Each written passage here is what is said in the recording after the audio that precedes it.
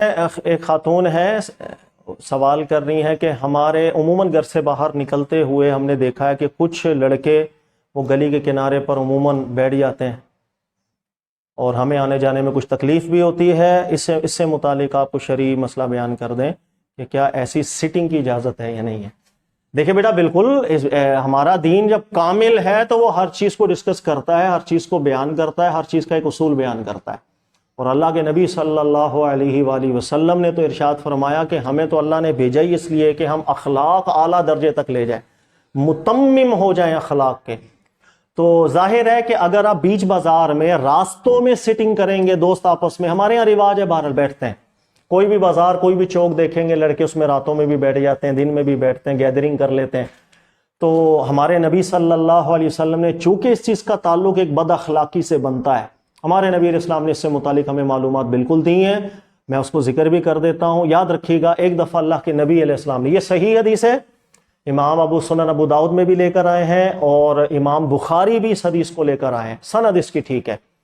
تو حدیث یہ ہے کہ نبی علیہ الصلوۃ والسلام نے فرمایا ایاکم والطرقات، نبی علیہ الصلوۃ والسلام نے فرمایا بازاروں میں، سڑکوں میں، گزرگاہوں کے اندر جو سٹنگ کر لیتے ہیں صحابہ بھی بیٹھ جایا کرتے تھے باتیں کرنے کے لیے، نبی علیہ السلام نے فرمایا بچ جاؤ اس سے، یہ کام نہ کرو۔ جب صحابہ کرام نے یہ جملہ سنا تو صحابہ کہتے ہیں کہ ہم نے عرض کی اللہ کے نبی علیہ الصلوۃ والسلام کی مبارک بار کے اندر کہ انما ہی لا بد، کہ ہمارے لیے بہت ضروری ہے، ہمارے پاس اور سٹنگ کے لیے جگہ نہیں ہے، تو ہم نے کبھی ضروری باتیں بھی کرنی ہوتی ہے تو ہم گیدرنگ کر لیتے ہیں، راستوں کے اندر بیٹھ جاتے ہیں، تو ہم کیا کریں؟ تو اللہ کے نبی صلی اللہ علیہ وآلہ وسلم نے یہاں ارشاد فرمایا کہ اگر بہت ضروری ہے کہ آپ لوگوں کے لیے اور کوئی جگہ اویلیبل نہ ہو، راستوں کے اندر ہی کہیں سٹنگ کرنی پڑ جائے، تو اللہ کے نبی صلی اللہ علیہ وسلم نے ارشاد فرمایا پھر تم راستے کا حق ادا کرو، بیٹھ جاؤ۔ راستے کا حق ہے، اگر آپ نے وہاں سٹنگ کرنی ہے تو ایک حق ہے ہمارے نبی علیہ السلام نے رکھا، فرمایا وہ ادا کرو تو بیٹھو، ورنہ اجازت نہیں ہے، ورنہ اس بیٹھنے پر گناہ گار ہوں گے۔ اور وہ حق کیا ہے؟ اللہ کے نبی صلی اللہ علیہ وسلم نے 4 چیزیں گنوائیں۔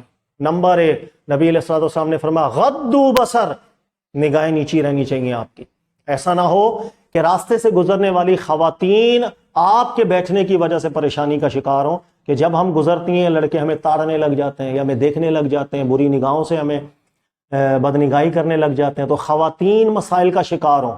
اگر ایسا ہے آپ گناہ گار ہوں گے، اب آپ کی سٹنگ ہی وہاں پر آپ کو گناہ گار کر دے۔ پہلا حق اللہ کے نبی علیہ الصلوۃ والسلام نے یہ رکھا، نگاہیں نیچی کرنا۔ نگاہیں نیچی کرنے سے مراد یہ کہ آنے جانے والی خواتین آپ کی گیدرنگ کی وجہ سے جو آپ نے سڑکوں پر لگائی پریشان نہ ہو۔